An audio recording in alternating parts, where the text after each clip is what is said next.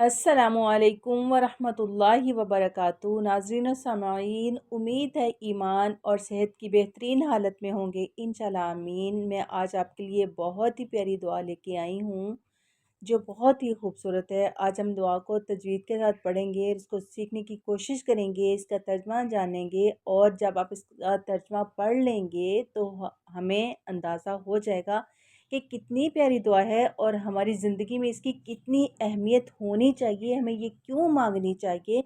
तो ये इस दुआ को पढ़ते हैं, फिर इसका तर्जमा भी देखते हैं ताकि हमें इस दुआ की समझ आ जाए। बिस्मिल्लाहिर्रहमानिर्रहीम।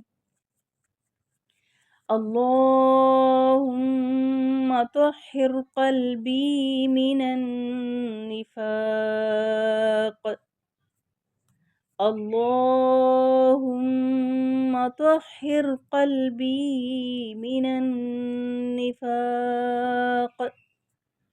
अल्लाहुम्मा तह्हिर क़ल्बी मिनन निफ़ाक़ व अमली मिनर रिया व अमली मिनर रिया व अमली मिनर रिया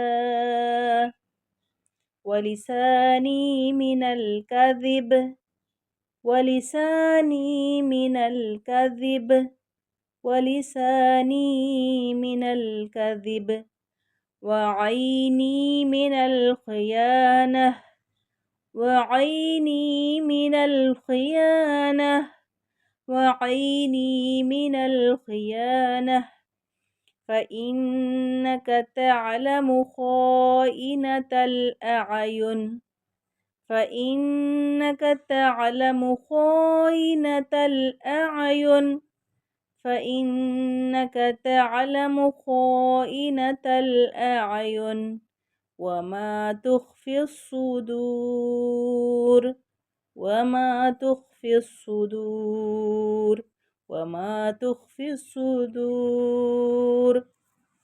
तो आइए आज हम इसका तर्जमा देखते हैं, फिर हमें अंदाज़ा हो जाएगा कि हम जो अल्फाज अदा कर रहे थे इसका मतलब क्या है और हमारी ज़िंदगी में ये कहने, ये बोलने, ये दुआ करने क्यों ज़रूरी हैं।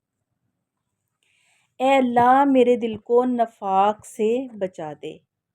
ए अल्लाह मेरे दिल को नफाक से, मेरे अमल को रियाकारी से, नमूद से, दिखावे से, मेरी ज़ुबान को झूठ से और मेरी आँख को ख़यानत से पाक कर दे।